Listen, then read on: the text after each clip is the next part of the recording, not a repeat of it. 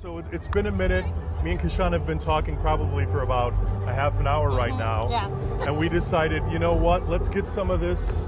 Yeah. Let's get some of this on film. Let's get this on tape. Properly documented. Yeah. Yeah, we'll get it properly documented to share with the world some of the in-depth and amazing conversation that we've been having. But no, seriously, thank you so much for your time. I appreciate you. I'm glad we were able to connect here at Farm Aid 2023. I was so happy to see that you were here. So that made me happy. I was like, I know somebody out there. Yay. Right, no, I appreciate I know somebody out there. It's and great. it's not like you know me. I mean, like you know of me, but Social media know you. There I yeah, am. we're changing that, which is really good. Yeah. So a lot of great things going on here with Farm Aid 2023. For you, what's been the highlight so far, just of maybe not your day, but what's been the highlight of the last 24 hours for you? I'll be honest. I think it's the collaboration. There's like a spirit of collaboration that's happening backstage. Everybody is walking about, milling. Everybody is hello, hello. It is a tender moment because we all know that we are here for something bigger.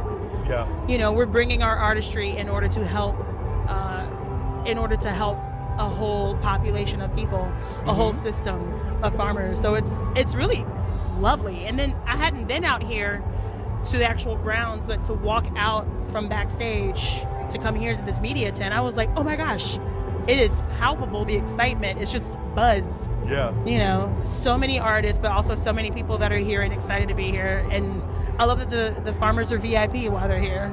Right. Yeah, it's the first time for both of us here at Farm Aid, and you know, I'm looking forward to next year. You know, I wish there wasn't a need for Farm Aid, but the community that it's building and what it's doing, you know, for farmers and, you know, everything else is absolutely great. Yeah, I'm learning a lot. I showed up today, right? So I showed up today, and I realized that I missed a whole film or documentary, or there's like a piece about black farmers, and my two cohorts that are here with Black Opry, Lori and Taylor, we were talking backstage about how it brought them to tears to see this elder farmer who is like smooth with his tractor moves, you know? But what is his journey? What has his journey been? What's his story, you know? And how important this is even to us as Black folk.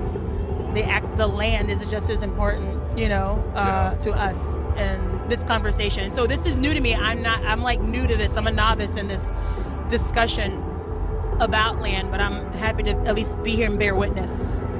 No, 100%. Yeah, I'm falling down that rabbit hole here too, thinking about, you know, when we talk about land and we think about, you know, our history with all of this, it can be very overwhelming. It's very intense. Yes. I was having a discussion earlier today about, for me personally, you know, I'm working on this new project that's about legacy.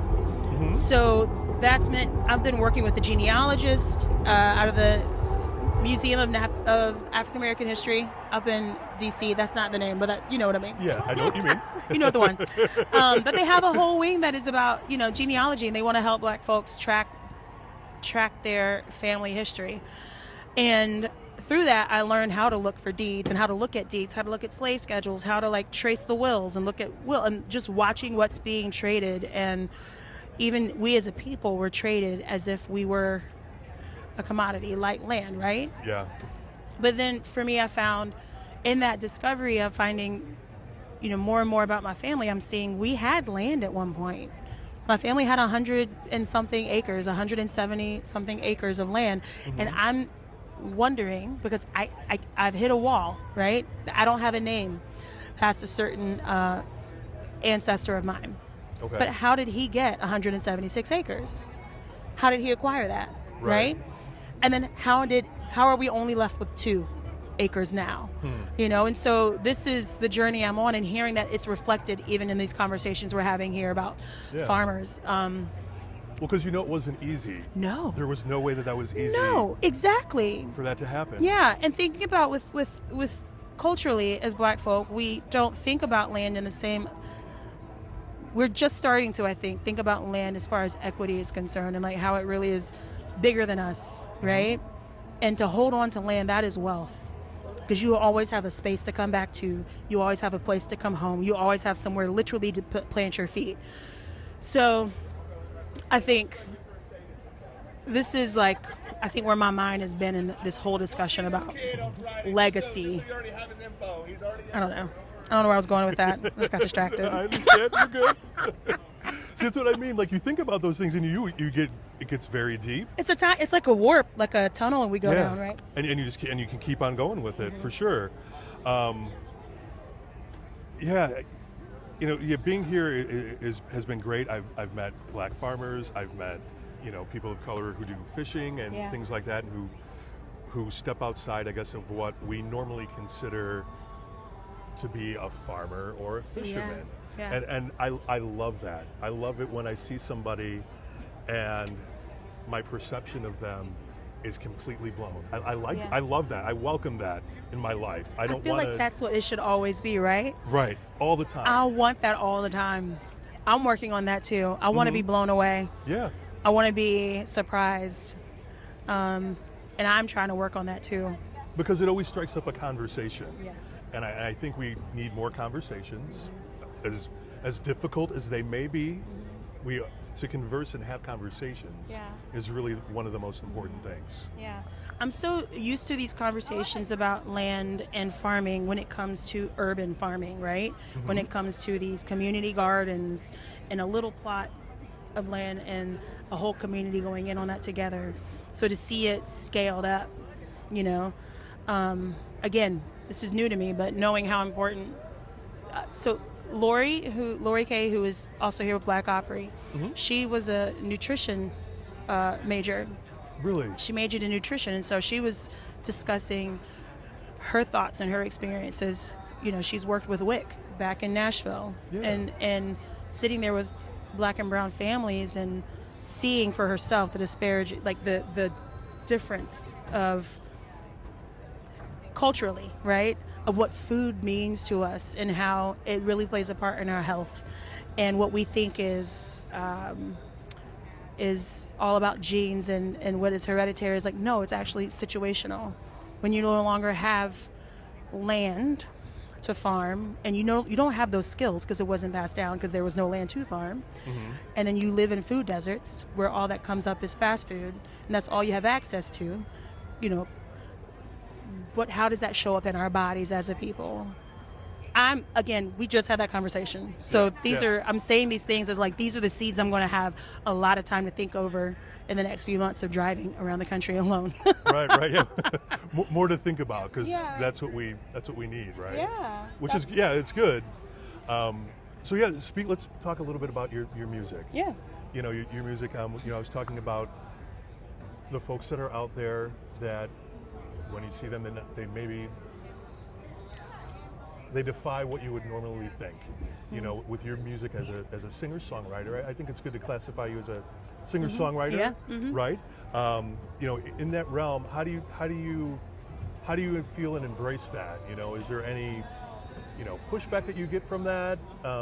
How do you fit in that? How do you feel you fit in that realm? How do I fit in the realm of like singer-songwriter, touring around, being a black woman holding a guitar? There you go. Yeah. I guess we're always careful on what we say, but when it comes down to it, it's really just that simple. Yeah. Right? How does it feel being a black woman with a guitar? Yeah. Playing an acoustic guitar? Yeah. Out there. Yeah, totally. Oftentimes people think it's a cello. It's also, there's so many ways that it shows up, right? I'm often walking and traveling in spaces that are mostly white spaces. So it is also people wondering if I am there as a background singer, but as far as the stages I'm singing on, in the space, like the audiences I'm singing to, I take it as, this is a privilege that I have. It's not that I have that many privileges as a black woman in America, right? But I do have a privilege as an artist that I am allowed into spaces to say things to people on a microphone that many people don't have the opportunity to say. So knowing that I have a privilege to hold the microphone and say, what like I travel into spaces that many people don't ever get the opportunity to see, right? I am a music therapist as well as a singer-songwriter. So as a music therapist, even I found that there was a lot of red tape in what I could do with my patients and my clients. But as a singer-songwriter, I can come in and say and do. I'm not beholden to anyone, right? Right. But I can take a guitar behind bars, hear the stories of people that are experiencing incarceration, come back out, and then stand on a stage in a room full of white folks and say, here's what's happening for those that are incarcerated right now. Here's what's happening for those that are in recovery. Here's some stories of people that are struggling with addiction, who have been pulled off the streets from sex trafficking. But I can share that in the form of a song. You know, I can share that in the form of a story and a song, which makes it, I don't mean palatable, but I feel like people listen more in this way. This is just how we are. I think as a people, we got to be entertained as we're receiving information. You know what I mean? But I do realize the privilege of being able to have a guitar and this voice and these opportunities to stand in spaces my ancestors did not. Yeah. You know, they were silenced. And so I stand firm in the fact that when I am on stage, I'm not speaking for me. They are right there with me. You know? Hold on. I'm being nosy now. Yeah, I'm kind of nosy too. We'll have to figure that out. Isn't that great how it's going down? You know, it's like live coverage or Yeah, whatever. it is. It's almost Coming as if in there was live like a here from earthquake. backstage at Farm Aid. We are reporting. We don't know what happened. We don't know what happened, but let's just say we're really glad that we're not a part exactly. of it. We We're are safe witnessing here it. in our little, yeah, we're safe in our little area, Yes. so we're all good with that. All good. Yeah. So when we find out, we will give you an update. Yeah, absolutely. That was exciting. People working together. I love it. Right? Yeah. So yeah, this is, I think, even here, I was telling, we were talking backstage about how even in a space like this, Black Opry, to many, just seems like, oh, this is one slot in a lineup full of hard hitters, right? Like big hitters. But that is an opportunity for people to hear three voices, at least, because Black Opry tours with so many different, Oh yeah. you know, variations on how many artists are there. But you get to hear three different voices, three different Black experiences. And you just might hear someone's story that feels a lot like yours, Yeah. you know, or you might learn something about the Black experience, but through a music that you like, you know. I'm grateful for these opportunities. I'm grateful for other artists that are allies, like Margot Price, like Allison Russell. Margot Price is the reason I'm here, you know. I opened for her last month, and she invited me to come along and come here for Farm Aid. And I wouldn't be able to be here in this space and have these conversations and hear about the land and these Black farmers as well. Right. Yeah. No, it's incredible. Yeah, it's been such a great experience. Now you talk about your career as a music therapist, which has led you really kind of to where you're at now, in a way. You know, music therapy. I mean, what can you really speak on that? You know, and how that can really help all of us. Yeah. I mean, I think if you're a lover of music, you probably already know. Yeah. But there's people out there, I don't know many of them, or let's just say I'm not friends with many of them, right, or what have you, but I mean, there's people out there that don't necessarily say like, oh, I don't like music, I don't listen to music. What would be the challenge there, you know, as far as using music therapy for someone who, for whatever reason, doesn't like music? Yeah. In my years as a full-time music therapist, I definitely had a lot of patients and clients who were like, I don't like music. That is not what I enjoy. They preferred reading, you know. And in those instances, it's even well, what is some passive listening that you do? Because it's true, passive listening can also be a healing experience for many. I think I always define music therapy as the use of music to achieve non-musical goals, right? So through music therapy, you can help someone regain speech after a stroke. You can help someone that has had, you know, hip surgery, relearn how to even out their gait, how to walk again. Music is the tool, right? But we're working in collaboration with the larger team. And so when I think of that as people who are showing up at shows passively listening, again, music is the tool, right? So I always ask the question to other songwriters and other artists, what is the larger thing you're speaking to? If music is the tool to healing, what is it that you want to help people heal through? You know, what is the thing you want to bring to people to enrich them in that moment? Or even yourself, what is something in your music that you want to help, that is the tool to help you heal yourself? You know what I mean? So I think for a lot of folks that might say music isn't my thing, that's fine. Maybe it is just the act of play. You know, you don't have to receive a performance. You don't have to be good at anything. It's just, let's just play. Let's just bang on a keyboard. Let's just hit a drum for anger's sake. Let's, I don't know. There's so many ways. Even receiving, you can even go to the realm of sound therapy, sound healing. You know, you have sound bowls and singing bowls, and there are so many other ways of using vibration and sound that resonates within the body. So I would take away the music portion and just say, what about sounds? Right.